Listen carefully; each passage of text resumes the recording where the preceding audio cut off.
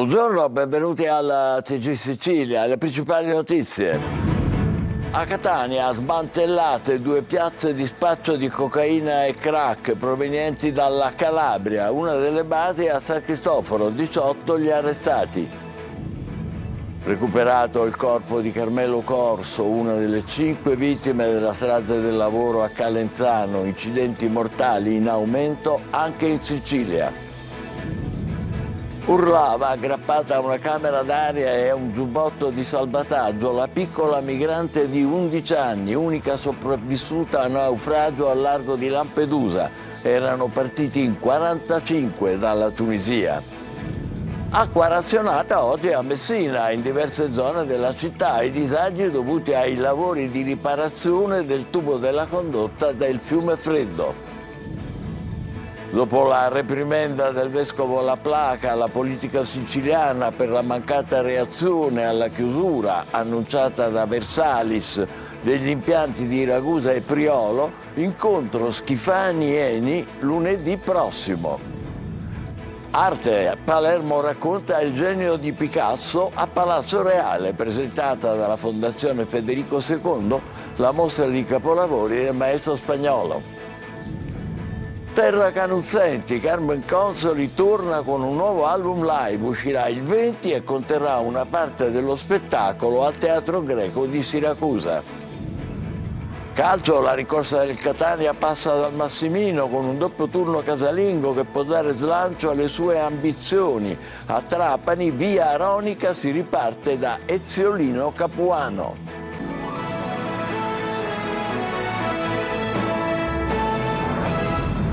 Smantellate a Catania 2 grosse piazze di spaccio, una gestiva la vendita, l'altra il traffico di droga proveniente dalla Calabria. Una delle basi era a San Cristoforo, in una rivendita di prodotti edili. 18 gli arrestati. Simona Mazzone.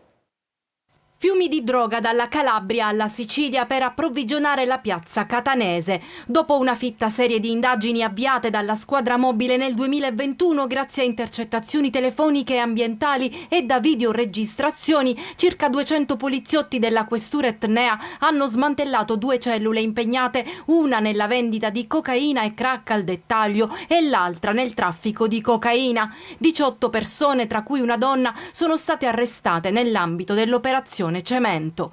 Il primo gruppo, specializzato nella vendita al minuto di cocaina e crack, era capeggiato da Antonino Cocuzza, il quale con la collaborazione del genero Sebastiano Giovanni Buda avrebbe gestito 2 lucrose piazze di spaccio, una operativa in via Palermo, l'altra nel rione del villaggio Sant'Agata.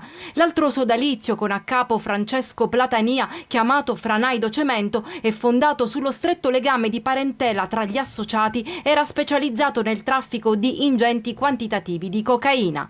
Una delle basi operative era a San Cristoforo, in una rivendita per prodotti edili, dove sono state registrate diverse consegne di cocaina agli acquirenti. Lo stesso Corriere, lo vedete nelle immagini durante lo scambio, effettuava approvvigionamenti di cocaina sia al gruppo diretto da Franco Platania, sia al sodalizio promosso e organizzato da Antonino Cocuzza e da Sebastiano Giovanni Buda. Nel corso dell'operazione sono stati sequestrati oltre 6 kg di cocaina, suddivisi in panetti, e circa 78.000 euro in contanti. Ritrovati i corpi delle 5 vittime della sciagura di Calenzano alle porte di Prato. Una è di Carmelo Corso, autotrasportatore di origine catanese, arrivato al deposito Eni 5 minuti prima dell'esplosione. Gli incidenti mortali sono in aumento anche in Sicilia, lo conferma INAIL. Lorena Dolci. 5 minuti. All'appuntamento col destino Carmelo Corso è arrivato 5 minuti prima. Alle 10:16 il suo accesso al deposito Eni di Calenzano. Alle 10:21 l'inferno di fuoco che ha devastato la pensilina e distrutto 5 vite. Una delle vittime di questo disastro è l'autotrasportatore di origini catanesi, una famiglia di operai che aveva lasciato la Sicilia quasi 60 anni fa. Era più fiorentino dei fiorentini, ricorda il fratello Luciano. Carmelo era la persona più buona del mondo, viveva per la famiglia. Il suo sogno sarebbe stato vedere crescere i figli, Elena e Dario, di 25 e 22 anni. Si svegliava ogni giorno alle 5 del mattino, racconta Luciano, e guidava fino alle 8 di sera. Unico svago, un corso di ballo con la moglie Tamara. Dato prima tra i dispersi col telefonino che squillava a vuoto, Carmelo è poi entrato nel bilancio della sciagura con 5 morti e 26 feriti, su cui la Procura di Prato ha aperto un'inchiesta. I reati ipotizzati fra gli altri sono omicidio colposo e disastro. Secondo una prima ricostruzione, l'esplosione sarebbe avvenuta per una fuoriuscita di carburante durante lavori di manutenzione. I magistrati parlano di scellerata condotta. In Toscana è giornata di lutto mentre i sindacati proclamano lo sciopero contro quella che è diventata una mattanza. Tornando in Sicilia, sono 71 i morti sul lavoro nei primi 10 mesi del 2024, in aumento rispetto all'anno scorso, quando erano stati 57. Lo dice il rapporto dell'INAIL presentato all'Assemblea regionale siciliana. Nell'isola si registra anche un lieve aumento degli incidenti sul lavoro, superiore a quello nazionale. Analizzando i singoli dati, si scopre poi che il più al rischio è il settore della sanità e assistenza sociale, seguito dalle costruzioni e dal commercio. In questa triste classifica, Catania in testa per numero di infortuni, seguita da Palermo e Messina. Il delitto di Siracusa, una lite del vicino di casa con la nonna dell'assassino sedicenne all'origine del dramma. Fermato, il giovane dice di essersi difeso. Tonino De Mana.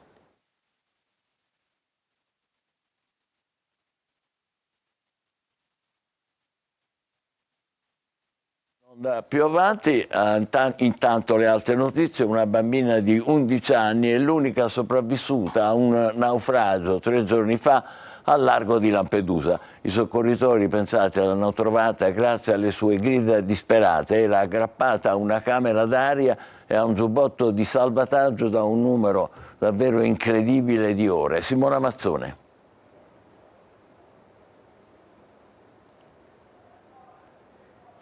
Abbiamo delle per 3 difficoltà. giorni e 3 notti in balia delle onde, la violenza della tempesta e il mare ha agitato i suoi spietati compagni di viaggio. Sola senza la sua mamma e il suo papà, rifugiata in una barca e aggrappata alla speranza di non essere inghiottita da quelle acque che le hanno sottratto per sempre la sua famiglia. A 11 anni è l'unica sopravvissuta del naufragio di un'imbarcazione in metallo avvenuto 3 giorni fa. La piccola, dopo aver vissuto il peggiore degli incubi, è stata salvata al largo di Lampedusa dal veliero Trotamar III della ONG Compass Collective. Abbiamo sentito le sue grida disperate nel buio della notte, hanno raccontato i suoi soccorritori. In 45 erano partiti da Sfax in Tunisia. La barca, secondo il racconto della piccola della Sierra Leone, è affondata a causa di una tempesta. Le onde erano alte quasi 4 metri e il vento a 23 nodi, come confermato dagli stessi attivisti. A recuperarla in mare il veliero, che era in zona per un altro intervento alle 3:20 della notte. La bambina si teneva a galla con tutta la sua forza grazie a una camera d'aria e a un giubbotto di salvataggio. Appena portata sulla terraferma è stata curata al poliambulatorio di Lampedusa e adesso sta bene, anche se ancora sotto shock. Era avvolta in una coperta termica, racconta la volontaria del Mediterranea Hope, Francesca Saccomandi, che l'ha incontrata in ospedale. Le ho lasciato uno zainetto di tela con all'interno un album e dei colori. Lei mi ha ringraziato, poi ci siamo salutate e mi ha detto che avrebbe riposato, era un po' stanca. Sarà difficile affrontare il dopo da sola in una terra a lei sconosciuta. Intanto motovedette di Guardia Costiera e Guardia di Finanza stanno perlustrando l'area dove è stata soccorsa la piccola per cercare persone e tracce del naufragio. Torniamo al delitto di Siracusa, solo sedicenne l'assassino, il servizio è di Tonino De Mana. È stato trasferito al centro di prima accoglienza di Catania il sedicenne di Siracusa, accusato dell'omicidio di Cristian Regina, 40 anni, accoltellato a morte nelle scale di un palazzo di via Algeri, nel popoloso rione di Mazzarona.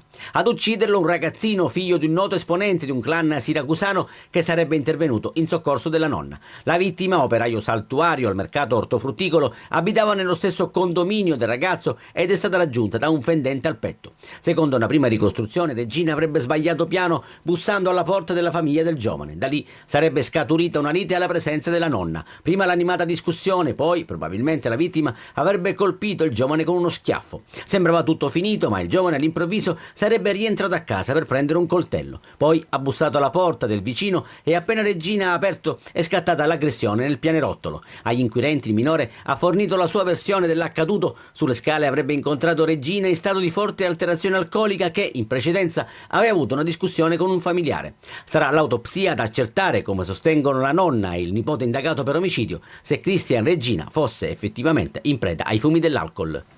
La Corte d'Assise d'Appello di Firenze ha ridotto le pene per Alessandro Pannella e Luigi Zabara, accusati in concorso di omicidio per la morte di Emanuele Sceri. Il paracadutista di leva ha trovato cadavere nella caserma Gamerra di Pisa nell'agosto del 99. I giudici hanno inflitto 22 anni di reclusione a Pannella e 9 anni e 9 mesi a Zabara. A Messina oggi acqua razionata in diverse zone della città e i disagi dovuti ai lavori di riparazione del tubo della condotta del fiume Freddo. Il guasto durante gli scavi di Enel per collegare i cavi al cantiere WeBuild del raddoppio ferroviario Giampilieri Fiume Freddo. Francesco Triolo. Quelle immagini dell'acqua che arrivava a metri di altezza dopo la rottura del tubo della condotta del fiume Freddo all'altezza di Tala hanno destato parecchio stupore in città, insieme alla rabbia di quei cittadini che hanno temuto per la corretta erogazione idrica a Messina. A causa della rottura avvenuta durante gli scavi di Enel per il trasporto dell'energia elettrica al cantiere WeBuild del raddoppio ferroviario Giampilieri Fiume Freddo, Amam infatti ha dovuto interrompere l'arrivo di acqua in città e anche la distribuzione ieri pomeriggio è stata interrotta. I lavori per il ripristino si sono conclusi intorno alla mezzanotte di ieri, mentre tutte le prove di pressione sono terminate alle 4 di questa mattina e dopo il blackout forzato l'erogazione è ripresa solo intorno alle 6. La zona centrale della città, hanno fatto sapere da Amam, non dovrebbe soffrire di questa interruzione e del ritardo dell'erogazione. Qualche problema invece si è registrato per la zona nord, soprattutto l'area di Papardo, per la quale è stato attivato il servizio di autobotti per i casi più urgenti. Comune Amam stanno attivando intanto tutte le interlocuzioni per stabilire le responsabilità. Al Malaspina di Caltanissetta le continue proteste dei detenuti stanno rendendo invivibile la realtà carceraria.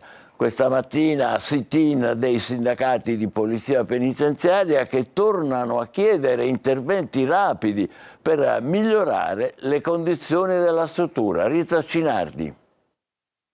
I disservizi all'interno del carcere Malaspina di Caltanissetta stanno provocando continue proteste da parte dei detenuti, contribuendo a rendere l'orario di lavoro per gli agenti di polizia penitenziaria invivibile. È per questo che i principali sindacati di polizia questa mattina hanno organizzato una manifestazione di protesta per chiedere a gran voce che vengano riviste sia le condizioni strutturali della casa circondariale che quelle relative all'organico. L'ultima rivolta da parte dei detenuti era scoppiata pochi giorni fa. Avevano rivendicato il diritto ad avere l'acqua calda, uno dei servizi essenziali che spesso viene a mancare. Diverse sono poi le aggressioni e i danni degli agenti ormai stremati da una situazione insostenibile. Cosa state rivendicando oggi? Il personale della polizia penitenziaria oggi manifesta per lo stato di abbandono della casa circondariale di Caltanissetta sia da parte degli organi centrali che periferici.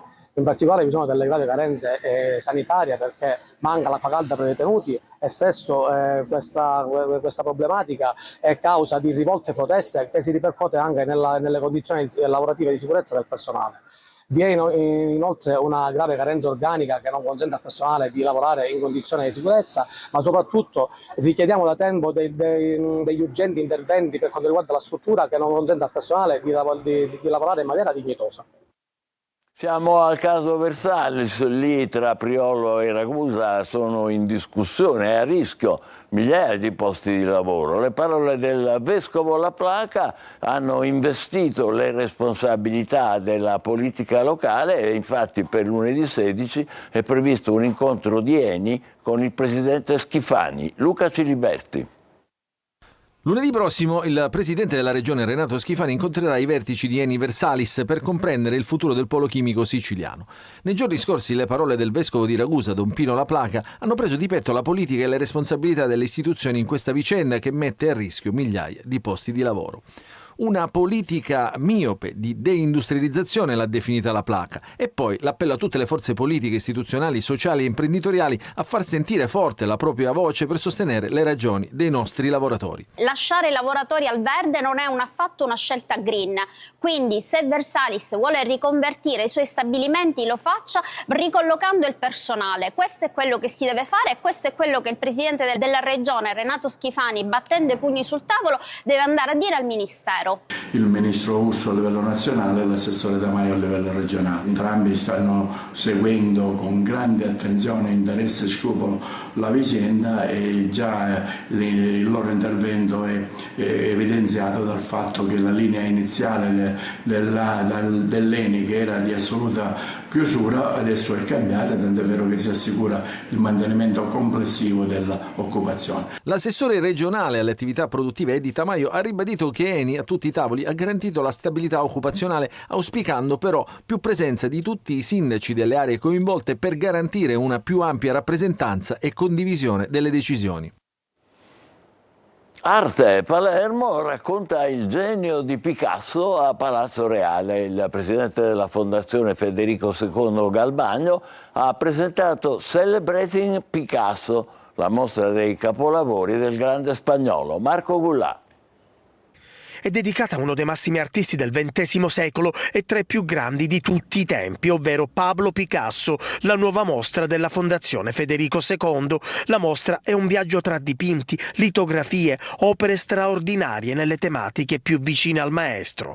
Un racconto di 84 capolavori esposti a Palazzo Reale che rappresentano un binomio imprescindibile tra le opere di Picasso e la sua biografia. Una mostra che qualifica ancora di più il lavoro della Fondazione Federico II e di tutto il Consiglio di amministrazione. Non credo che si potesse pensare di poter arrivare a questi livelli, invece grazie a un lavoro sinergico, oltre 900 mail scambiate, oltre 6 mesi di lavoro, un'interlocuzione assolutamente serrata, oggi si sta arrivando con una mostra del genere, con 84 opere che, ribadisco, qualificano ancora di più il lavoro della Fondazione Federico II e tra l'altro inaugurano in un periodo che possiamo ritenere che sia di bassa stagione proprio per pensare a quello che molti dicono ma non fanno, ovvero la destagionalizzazione. Il progetto si colloca sulla scia del 50° anniversario della morte di Picasso, avvenuta l'8 aprile 1973, un tributo di colori e arte. Il y a un ensemble essentiellement de gravure. Un'immersione nelle varie tecniche di Picasso, essenzialmente nelle opere grafiche, acquatinte, litografie, linoleografie, ma anche nei dipinti, di cui uno è prestato dal Museo Picasso, nelle ceramiche, nelle fotografie, nei video, quindi un'immersione in tutte le tecniche. Differenti tipi di gravure. La mostra sarà aperta al pubblico a partire da domani. Musica, terra che non senti. Carmen Consoli torna prima di Natale con un nuovo album live. Uscirà il 20 dicembre e conterrà una parte dello spettacolo realizzata al Teatro Greco di Siracusa. Eva Spampinato.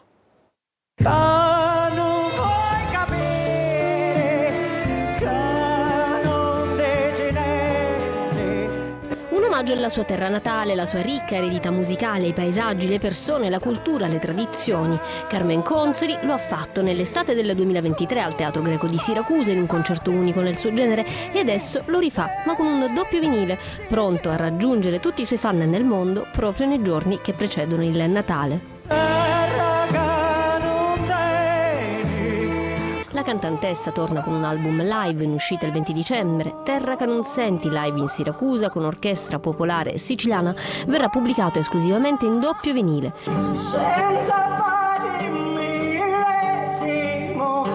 Il progetto discografico e live rappresenta un viaggio emozionale nella Sicilia di Carmen, raccontata con ironia, amore, leggerezza, intensità e un profondo senso di gratitudine. L'Orchestra Popolare Siciliana è una formazione pensata proprio da Carmen per preservare, promuovere e reinterpretare i suoni, le poesie, gli strumenti antichi, con musicisti, strumentisti popolari ed esperti provenienti dalla classica. Carmen, con l'Orchestra Popolare Siciliana, ha dato nuova vita a brani del suo repertorio e della tradizione, molti dei quali sono inclusi nel disco. Facciamo una breve pausa, tra poco per il calcio, il Catania che prepara il big match di sabato con il Potenza. Rimanete con noi, vi aspettiamo.